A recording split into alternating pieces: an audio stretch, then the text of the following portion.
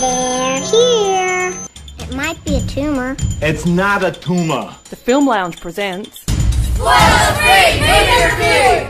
First you gotta do the truffle shuffle. Come on! with Chris Gooch. I'm the dude. Hello, Dad? Look, I know you can't talk to me, but you can listen. I'm gonna say what I always say. You don't need to save the world. And I know you only got 5 seconds left, so I love you. You know, after 5 films over the span of the last 10 years, you can be forgiven for thinking that Michael Bay actually likes Transformers. However, 5 films in, and all evidence points towards one thing. Michael Bay doesn't give a fuck. He doesn't care for characters, for mythology, he doesn't give a fuck about storytelling, aspect ratios, and doesn't give a fuck about the human fucking race. Okay. So, before we start, I should say that this is probably going to turn out to be more of a rant than a review. Grimlock, drop the cruisers right now!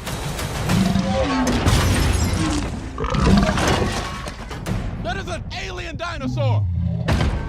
5 films in, and we're still doing the same damn things. Yes, Shia LaBeouf is no longer here, but we're stuck with Marky Mark, and we still have the same story being recycled over and over again. As always, we discover that the Transformers have been on Earth before, impending doom is on the horizon, and an Earth-saving MacGuffin is found by a human, and both the Autobots and Decepticons are both in pursuit of said MacGuffin. A whole bunch of human characters chew up screen time, which ultimately adds to nothing more than padding. We have big battles, nonsensical action, pointless plots and subplots, cringe-inducing humour, overstuffed climaxes, convenient plot devices to wrap up the finale, and we end with Optimus Prime sending out another message to Transformers to visit Earth to set up yet another f***ing sequel. Now, to save our future, we must unlock the past. The film offers very little in new material, and offers us all the same things that we've seen and suffered through before. You'd hope that after 5 films, Michael Bay would have learned a couple of things about storytelling and the mistakes of the previous films. But, unfortunately, we are stuck with the same problems that we have had in the previous films. What problems, you may ask? Well, yet again, we have a setup that leads to no legitimate payoff, let alone a connection to what somewhat passes for a storyline. Remember when we saw the dinosaurs at the beginning of Age of Extinction that had nothing to do with the rest of the film, let alone the Dinobots? Well, this time, we have Stanley Tucci playing Merlin in medieval times.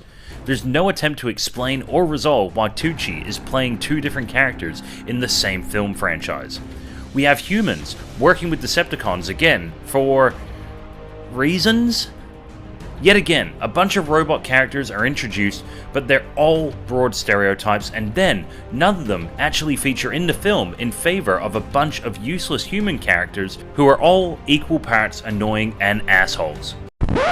The film decides to retcon the mythology set up in the previous films yet again, meaning lots of expositional bullshit that eats up the runtime and makes all previous storylines defunct, questionable, and overall frustrating. Yes, but you want to know, don't you, dude?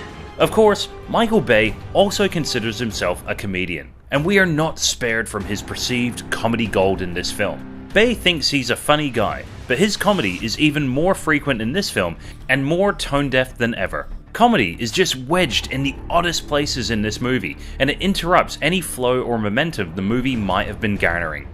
On top of this, as always, Michael Bay's idea of funny harbours deep-seated racism, misogyny, homophobia, and sexism, whether it be one of these things or a combination in a single character or moment, be it directly, indirectly, or backhandedly. Yet again, Michael Bay has not learned anything from the previous films. The lady, no! Oh! So is this a kidnapping sort of situation or her first Transformer experience? Well, it's both, really. She's very difficult! If I did have to award the film one credit, it's the same credit you have to award for every previous film. Industrial Light and Magic's special effects are just jaw-dropping. They really have managed to create photorealistic giant talking robots that look like they exist in the real world, just as long as the real world doesn't include physics or gravity. However, Even these great visual effects are undercut by Michael Bay's insistence on switching between 3 different aspect ratios throughout the film. Does he use this in smart ways that enhance the story? Well, to summarise, Michael Bay likes to use an IMAX camera whenever he is filming this installment's hot chick, who's played by the In-Betweeners' Laura Haddock. And then he uses a regular old boring 35mm camera when shooting Marky Mark, even when they're in the same scene together. So yeah, there's no real artistic integrity that can be argued here. For my world to live, Earth must die. Now, as a fan of the original series, I just struggle to see how this franchise has always managed to get it so wrong. I don't want a carbon copy of the animated series, but I always feel that these films have just missed the point of what made the original TV series so great. It was just a simple story about good guys and bad guys. The bad guys wanted to rip the Earth of its natural resources with no care for human casualties, whilst the Autobots did everything in their power to protect. The show was filled with great themes of honour, loyalty, deception and betrayal, yet was essentially one giant toy commercial. Somehow, these films have only ever focused on being a toy commercial. A toy commercial with lots of sponsors and product placement. Moving forward, if this is Bay's final outing, I hope that the franchise tries to capture the simplicity of the TV series and not get bogged down with all these unnecessary subplots and pointless MacGuffin quests. Transformers: The Last Knight gets 1 star for visual effects and 1,000 prayers to whatever god you pray to that this will be Michael Bay's last swing at this series. You better have some skills today, buddy.